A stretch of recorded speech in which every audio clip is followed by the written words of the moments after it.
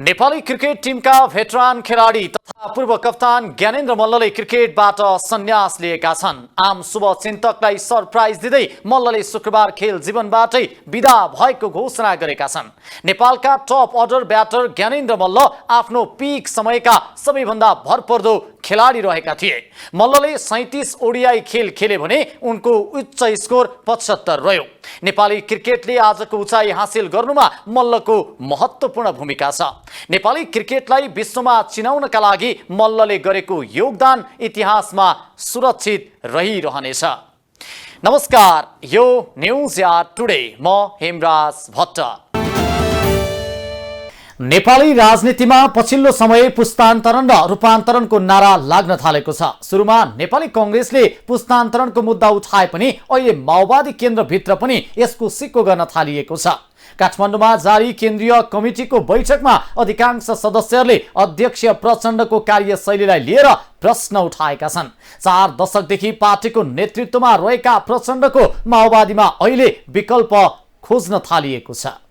नेकपा माओवादी केन्द्रमा झण्डै 4 दशकदेखि पुष्पकमल दाहाल प्रचण्ड नेतृत्वमा छन्। जनयुद्धदेखि शान्ति सम्झौता, संविधान निर्माण हुँदादेखि आजका मितिसम्म पनि दाहाल माओवादीमा निर्विकल्प जस्तै छन्।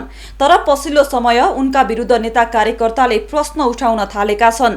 2064 को संविधान सभामा पहिलो दल बनेको माओवादी त्यस यताका निर्वाचनहरूमा निरन्तर खुम्सिँदै गएको छ। 2079 मा भएको आम निर्वाचनमा माओवादी 32 सिट जितेर तेस्रो स्थानमा छ। माओवादी निरन्तर रूपमा ओह्रालो यात्रामा लाग्नुको कारण नेता कार्यकर्ताहरूले खोतल्न थालेका छन्। समकालीन राजनैतिक दलहरूमा सबैभन्दा पहिले नेपाली कांग्रेसले पुस्तान्तरणको मुद्दा उठाएको थियो। त्यसको सिको गर्दै अहिले माओवादी केन्द्रमा पनि पुस्तान्तरण र रूपान्तरणको आवाज चर्को रूपमा उठ्न थालेको छ। काठमाडौँमा जारी केन्द्रीय समितिको बैठकमा माओवादीका अधिकांश केन्द्रीय सदस्यहरूले प्रचण्डको भूमिकालाई लिएर प्रश्न उठाएका छन्। लोकतन्त्रमा राजनैतिक दलहरूभित्र पनि लोकतान्त्रिक मूल्य र मान्यताको पालना हुनुपर्छ। तर नेपालका कुनै पनि राजनैतिक दलहरूमा आन्तरिक लोकतन्त्रको अवस्था ज्यादै नाजुक छ। माओवादीको अहिले सेन्ट्रल कमिटीको मिटिङ चलिरहेको छ र सेन्ट्रल कमिटीको मिटिङ चलिरहँदाखेरि अब पुस्तान्तरण हुनुपर्छ भन्ने आवाज माओवादीभित्र पनि आउन थाल्यो। यो आवाज त नेपाली कांग्रेसभित्र अलि पहिला आयो पुस्तान्तरणको कुरा।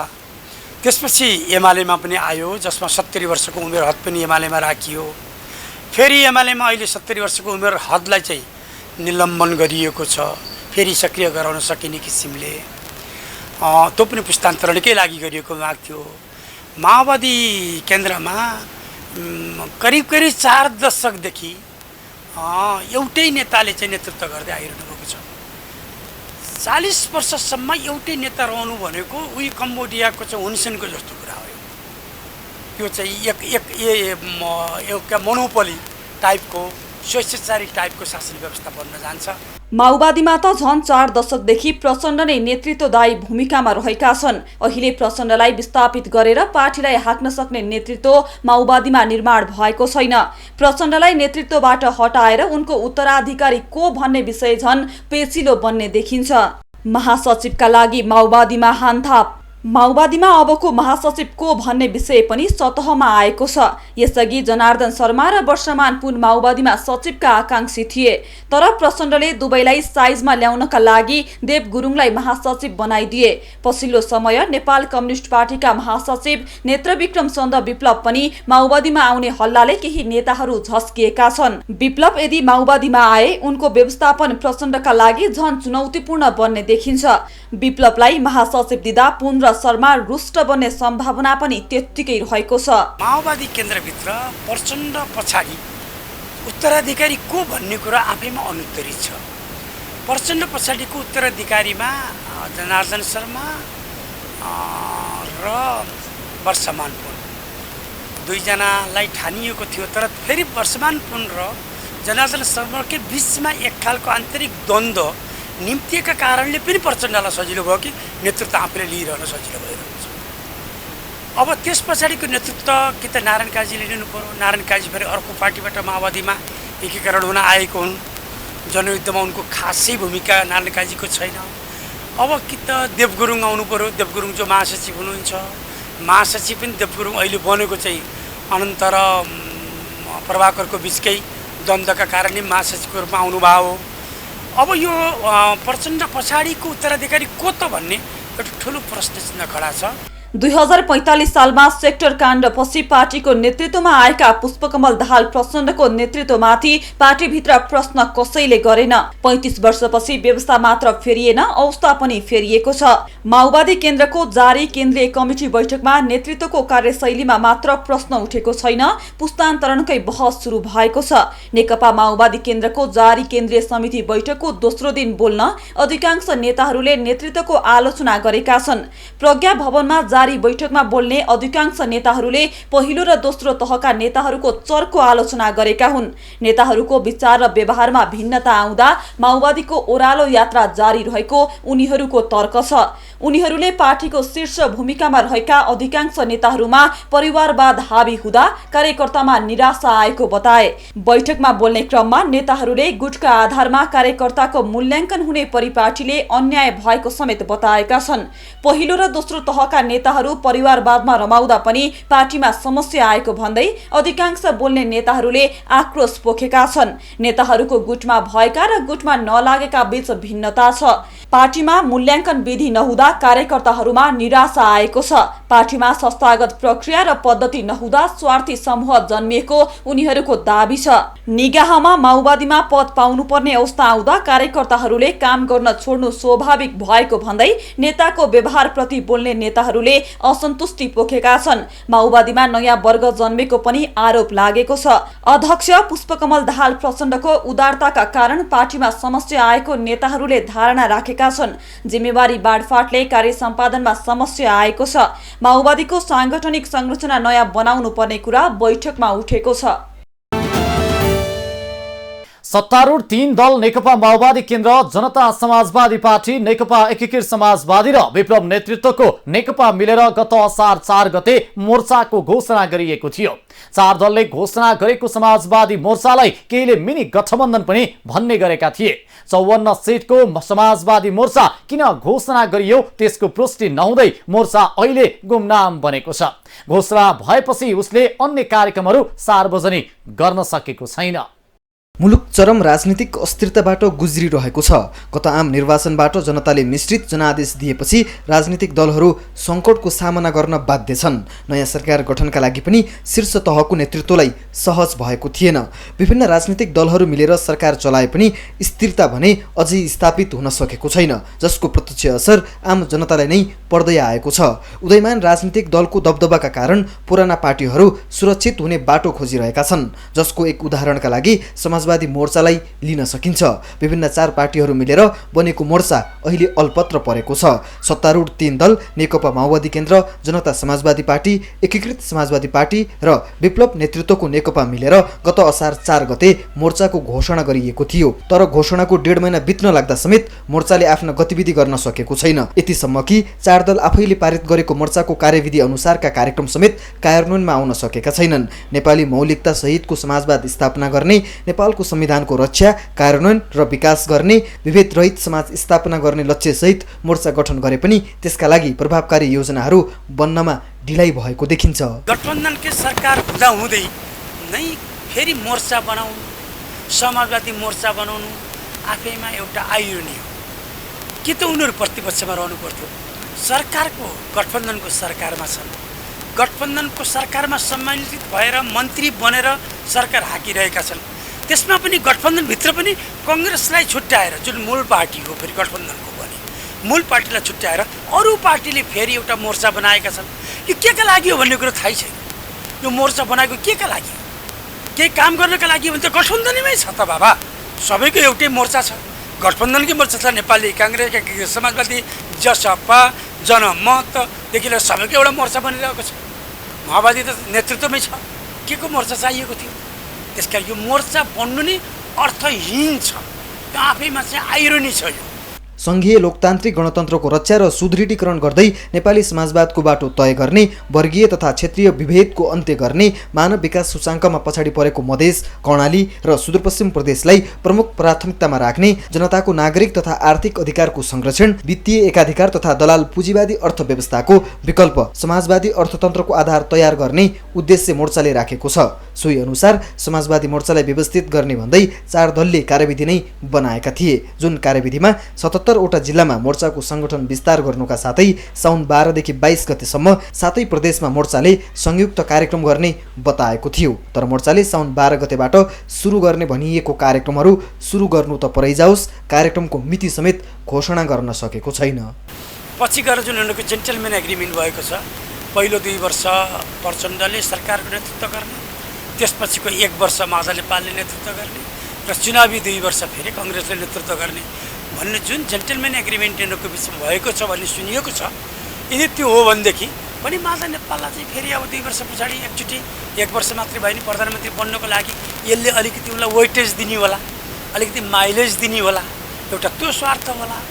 अब जनता समाजवादी पार्टी पनि त अब राष्ट्रिय पार्टी बनेको पार्टी हो, म माधव नेपालले प्रधानमन्त्री पाउँछन् भनेदेखि मैले प्रधानमन्त्री नपाउनु कारण के छ भनेर उसको पनि बार्गेनिङ पावर बढ्ने होला भन्ने यी स्वार्थमा बनेको यो समाजवादी मोर्चा हो। अब लोकतन्त्र त भजाएर खाने चिज मात्रै भयो। लोकतान्त्रिक अभ्यास त पार्टीभित्र ननाटी भन्नुपर्दा कुनै पनि पार्टीभित्र भएको छ, नेपाली कङ्ग्रेसभित्रै पनि भएको छ लोकतान्त्रिक अभ्यास भने। अब अरू पार्टीमा त छोडिदिउँ, कम्युनिस्ट पार्टीहरू भनेको त लोकतान्त्रिक पद्धतिबाट यिनीहरू त स्कुलिङबाट आएका पार्टी पनि होइन, कम्युनिस्ट पार्टीहरू भनेका यी केन्द्रीयताबाट आएका। त्यसो हुँदाखेरि लोकतन्त्रको अभ्यास चाहिँ त्यहाँभित्र भएको छैन। नेतृत्व एकैजनाले सम्हालेको छ, पटक पटक एकैजना दोहोरिरहेको छ र विगत 35-36 वर्षदेखिबाट एकैजनाले मात्रै पार्टीको नेतृत्व गर्दै आउँछ भनेदेखि त्यहाँ लोकतान्त्रिक अभ्यास भएको छ भनेर हामीले कसरी भन्न सक्छौँ। हाल मोर्चाको संयोजन नेकपा एकीकृत समाजवादीका अध्यक्ष समेत रहेका पूर्व प्रधानमन्त्री माधव कुमार नेपालले गरिरहेका छन्। 4 दलका शीर्ष नेताले 4 महिनामा मोर्चाको नेतृत्व गर्ने कार्यविधिमा उल्लेख छ। यसैगरी 4 दलका एक जना नेता रहेको 4 सदस्यीय समाजवादी मोर्चाको सचिवालय गठन पनि भइसकेको छ। मोर्चामा आबद्ध दलहरूको समन्वयमा काम कारबाही तथा गतिविधिलाई व्यवस्थित बनाउन कार्यविधिमै सचिवालयको काम कर्तव्य अधिकारबारे 6 बुँदे व्यवस्था छ। सचिवालयमा एकीकृत समाजवादीका उपाध्यक्ष प्रमेश हमाल, नेकपा माओवादी केन्द्रका महासचिव देव गुरुङ, जसपाका वरिष्ठ नेता राजेन्द्र श्रेष्ठ र नेकपाका प्रवक्ता खड्गबहादुर विश्वकर्मा छन्। हमाललाई सचिवालय सचिवको जिम्मेवारी दिइए पनि अहिलेसम्म सचिवालयको बैठक समेत बस्न सकेको छैन। यसरी शीर्ष दलले नै निर्माण गरेको समाजवादी मोर्चा अल्पत्र परेको छ। सत्ता केन्द्रित भएका दलहरू जनताप्रति उत्तरदायी हुन सकेका छैनन्। प्रधान न्यायाधीश हरिकृष्ण कार्कीले उमेर हदका कारण अनिवार्य अवकाश पाएपछि अब नयाँ प्रधान न्यायाधीशका रूपमा विश्वम्भर प्रसाद श्रेष्ठ आउने भएका छन्। बिहिबार बसेको संवैधानिक परिषदको बैठकले डोटीको सिलगढीमा जन्मिएका सर्वोच्च अदालतका वरिष्ठतम न्यायाधीश श्रेष्ठलाई प्रधान न्यायाधीशमा सिफारिस गरेको छ।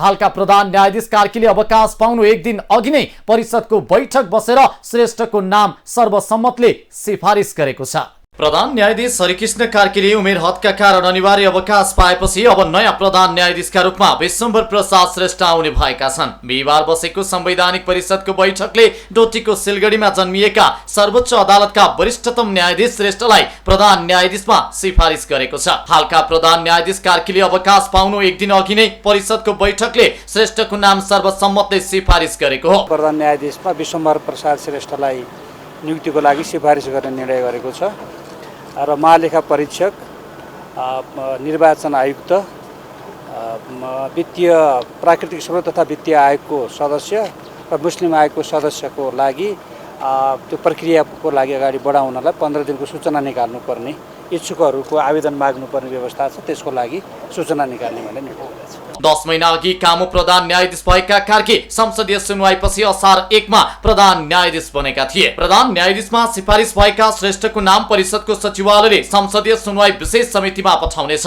संसदीय सुनवाई समितिबाट अनुमोदन भएर राष्ट्रपतिले श्रेष्ठलाई प्रधान न्यायाधीशका रूपमा नियुक्त गर्नेछन्। उनले 14 महिना सर्वोच्च अदालतको नेतृत्व गर्नेछन्। 2073 साउन 7 मा सर्वोच्च अदालतमा नियुक्त भएका श्रेष्ठ 2081 असोज 20 मा 65 वर्ष उमेर हदका कारण अवकाश पाउनेछन्। छन्। संविधानमा प्रधान न्यायाधीश हुनका लागि सर्वोच्च अदालतमा कम्तीमा 3 वर्ष न्यायाधीश भएको हुनुपर्ने योग्यता तोकिएको छ। सोही अनुसार न्याय परिषदले योग्यता पुगेका सर्वोच्चका सबै न्यायाधीशको नाम संवैधानिक परिषदलाई पठाएको थियो। 2078 फागुन 1 मा तत्कालीन प्रधान न्यायाधीश सोलेन्द्र शमशेर जबाराका विरुद्ध महाभियोग दर्ता भए त सर्वोच्च अदालत कायम मुकायम प्रधान न्यायाधीशको नेतृत्वमा रहँदै आएका थिए। जबारा विरुद्ध महाभियोगको प्रस्ताव दर्ता भएपछि 2078 फागुन 1 देखि कामुको हैसियतमा न्यायालय सम्हालेका दीपक कुमार कार्कीले त्यही हैसियतमा 2079 असोज 16 मा अवकाश पाएका थिए। त्यसपछि कामुकै हैसियतमा हरिकृष्ण कार्कीले 9 महिना न्यायालय चलाए पनि अवकाश हुनु 50 दिन अघि असार 1 मा प्रधान न्यायाधीशमा नियुक्त भएका थिए। प्रधान न्यायाधीशमा नियुक्त भएपछि सर्वोच्चमा रिक्त रहेका 6 न्यायाधीश र पुनरावेदनमा रिक्त रहेका 53 मध्ये 27 न्यायाधीशको नियुक्ति गर्न उनले पटक पटक बैठक राख्ने प्रयास गरेका थिए, तर कुनै तयारी नगरेको भन्दै कानुन मन्त्री धनराज गुरुङले बैठकमै आउन अस्वीकार गरेका थिए। केही दिन अघि नेपाल बारका पदाधिकारीले कार्कीलाई भेटेर कम्तीमा पनि प्रधान न्यायाधीशको सिफारिस गर्न दबाब दिएका थिए। त्यसै दिन प्रधानमन्त्री पुष्पकमल दाहाल प्रचण्डले 1 महिना ढिलो गरी संवैधानिक परिषदको बैठक डाकेर मंगलबार श्रेष्ठलाई सिफारिस गर्ने बारे छलफल चलाए पनि प्रमुख प्रतिपक्षी दलका नेता केपी शर्मा ओलीले अन्य संवैधानिक निकायमा पनि पदाधिकारी रिक्त भएकाले सबैमा एकै पटक नियुक्त गर्नुपर्ने प्रस्ताव गरेकै कारण बैठक बिना निष्कर्ष टुंगिएको थियो। मंगलबारको बैठकमा प्रधान न्यायाधीश कार्कीले आफू जानु अघि कम्तीमा पनि सर्वोच्चको नेतृत्वलाई खाली नराख्न पाए हुन्थ्यो भन्दै आफू बिदा हुनु अघि नै अन्तिम दिन बैठक राख्न जोडबल गरेका थिए। न्यायपालिका राज्यको स्वतन्त्र र महत्त्वपूर्ण निकाय हो।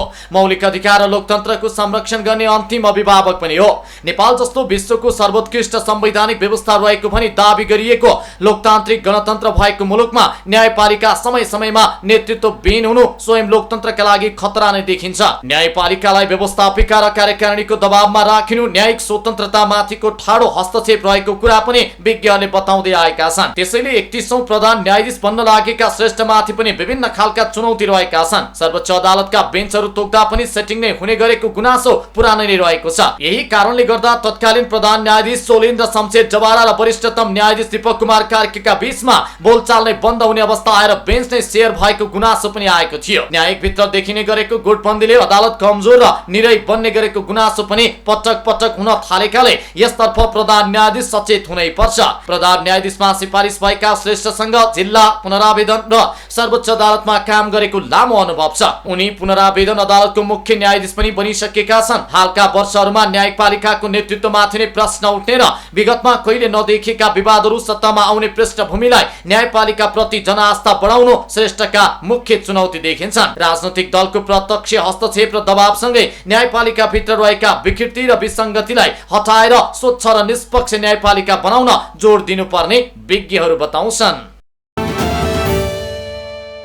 देशका सरकारी अस्पतालको अवस्था आज पनि ज्यादै नै नाजुक छ। दुर्गममा मात्रै होइन, सुगमका सरकारी अस्पतालमा पनि बिरामीले हैरानी खेपिरहेका छन्। व्यवस्थापनको पाटो फितलो भएकै कारण कति बिरामीको त पालो कुर्दा कुर्दै ज्यान जाने अवस्था समेत सिर्जना भएको छ।